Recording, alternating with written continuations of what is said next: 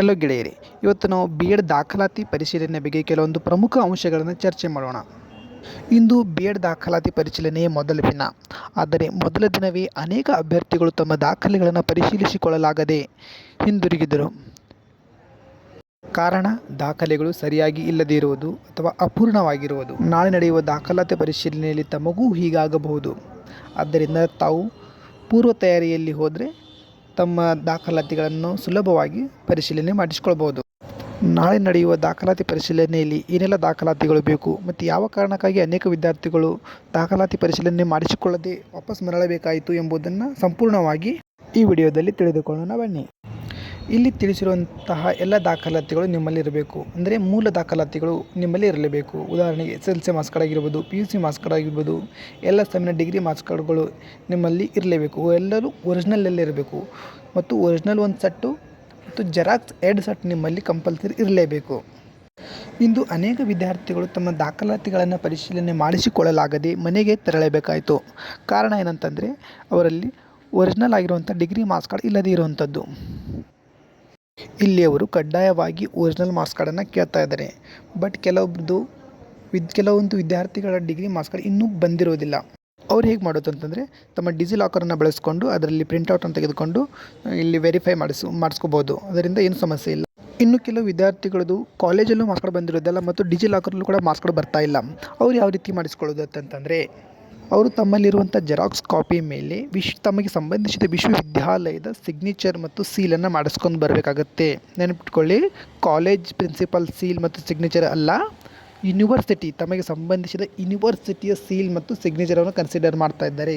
College principal signature ಅವರು consider ಮಾಡ್ತಾ ಇಲ್ಲ. ಇದೇ ಕಾರಣಕ್ಕಾಗಿ ಇವತ್ತು ಅನೇಕ ವಿದ್ಯಾರ್ಥಿಗಳು ತಮ್ಮ ದಾಖಲೆಗಳನ್ನು ಪರಿಶೀಲಿಸಿಕೊಳ್ಳಲಾಗದೆ ಮನೆಗೆ ತೆರಳಬೇಕಾಯಿತು.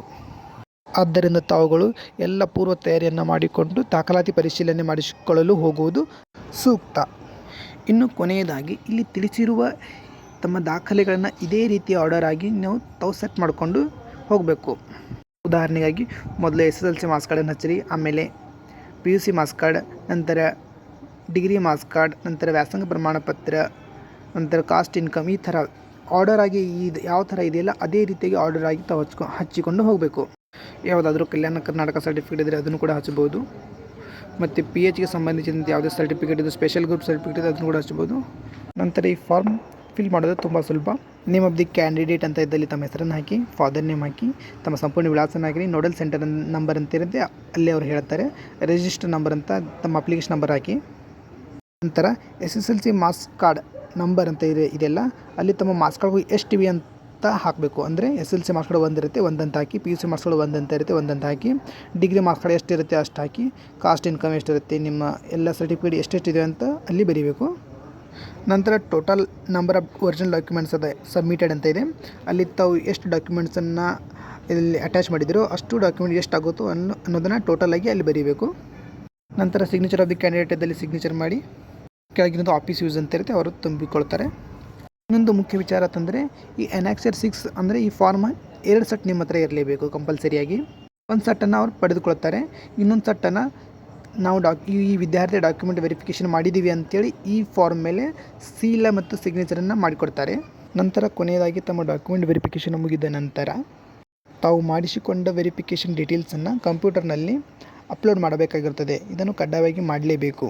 ಒಂದು ವೇಳೆ ಕಂಪ್ಯೂಟರ್ನಲ್ಲಿ ನೀವು ಅಪ್ಲೋಡನ್ನು ಮಾಡದೇ ಇದ್ದಲ್ಲಿ ಮುಂದಿನ ಆಯ್ಕೆ ಪಟ್ಟಿಯಲ್ಲಿ ನಿಮ್ಮ ಹೆಸರು ಇರುವುದಿಲ್ಲ, ಎಚ್ಚರವಿರಲಿ. ಇಲ್ಲಿಗೆ ತಮ್ಮ BEd ಡಾಕ್ಯುಮೆಂಟ್ ವೆರಿಫಿಕೇಷನ್ ಸಂಪೂರ್ಣವಾಗಿ ಮುಗಿಯುತ್ತದೆ.